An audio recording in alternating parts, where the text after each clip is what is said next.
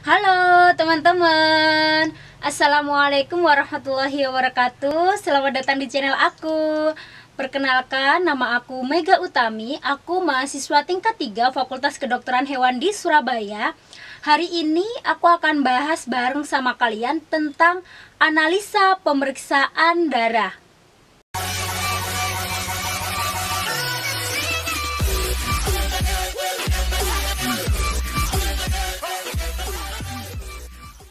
Darah memiliki komposisi yaitu eritrosit, trombosit, leukosit, dan plasma. Nah, di dalam analisa pemeriksaan darah ini harus dilakukan dengan cepat karena sel darah mudah sekali rusak dalam 1 jam. Jadi umumnya di beberapa rumah sakit atau puskesmas, mereka melakukan pemeriksaan darah dalam hitungan menit. Ada beberapa macam sampel darah. Yang pertama ini adalah plasma. Plasma itu merupakan komponen darah yang terdiri dari 92-95% air dan selebihnya adalah padatan yang berupa protein, glukosa, urea, dan elektrolit. Cara mendapatkan plasma ini yaitu mensentrifus sampel darah tanpa memberikan antikoagulan, sehingga trombosit tidak diaktifasi dan tidak adanya bekuan darah. Selanjutnya adalah serum, yang merupakan komponen darah yang cara perolehannya juga sama-sama melalui sentrifugasi dari darah, kemudian ditambahkan dengan antikoagulan, sehingga trombosit berperan di dalam bekuan darah, dan si trombosit ini akan rilis kalsium. Sekarang kita bahas antikoagulan, di mana ada 2 mekanisme kerja. Yang pertama adalah agen pengikat kalsium dan antitrombin. Nah, si kalsium dan trombin ini berperan penting dalam bekuan darah.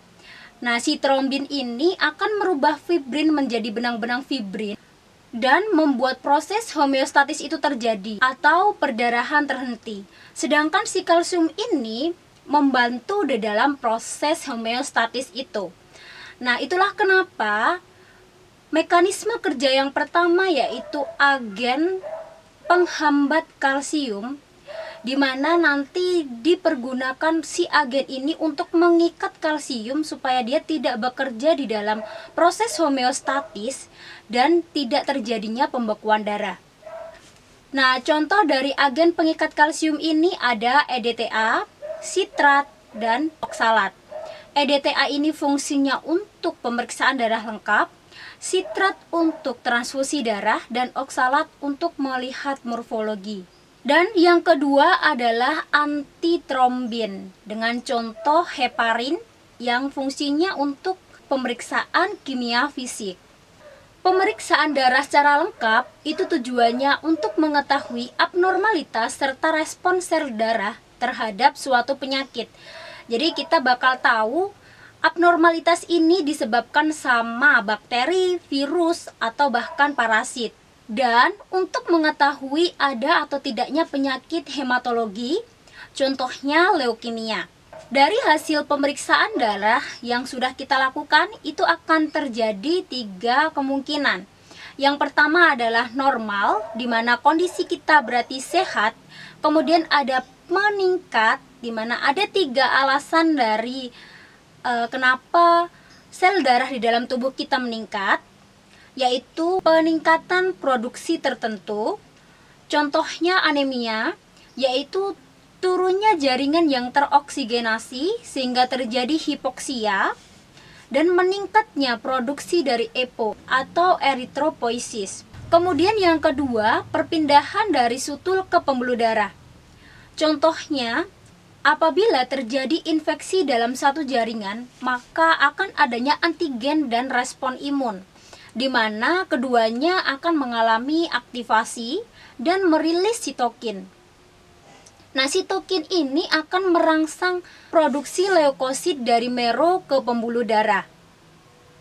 Yang ketiga adalah perpindahan dari pembuluh darah ke jaringan. Contohnya di sini adalah neutrofil. Si neutrofil akan bersirkulasi di dalam pembuluh darah selama 6-8 jam. Sehingga setelah itu dia akan berpindah ke jaringan. Nah, ketika si neutrofil ini pindah ke jaringan, dia harus ditempeli dengan protein yang disebut dengan protein adesi. Nah, apabila terjadi sesuatu di dalam protein adesi ini, disebut dengan penyakit imunodefisiensi atau leukosit adesi defisiensi yang pernah kita kenal dan kita pelajari di imunologi. Kemungkinan yang ketiga adalah menurun, di mana ada 3 alasan. Yang pertama adalah produksi menurun yang terjadi adanya penyakit leukopenia. Selanjutnya perpindahan dari pembuluh darah ke jaringan dan menurunnya waktu sirkulasi. Ini kembali lagi ke neutrofil tadi ya teman-teman. Jadi si neutrofil tadi kan bersirkulasi di dalam pembuluh darah 6-8 jam. Nah, si neutrofil ini hanya 4 jam berpindah ke jaringan. Hal itu terjadi karena adanya infeksi yang parah, di mana di dalam jaringan sudah terdapat banyak antigen dan respon imun yang mereka teraktivasi, kemudian merilis sitokin sehingga adanya badai sitokin, dan si sitokin ini akan mempengaruhi migrasi sel.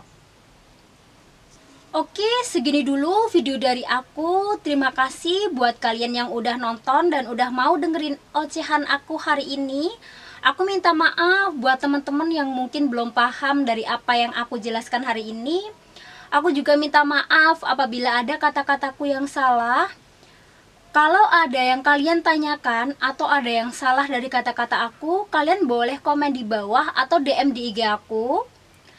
Terima kasih buat kalian yang udah nonton. Jangan lupa like, komen, share, dan klik tombol subscribe di bawah agar aku lebih bersemangat lagi membagi informasi yang bermanfaat di kemudian hari. Terima kasih teman-teman. Assalamualaikum warahmatullahi wabarakatuh. Sampai jumpa di next video.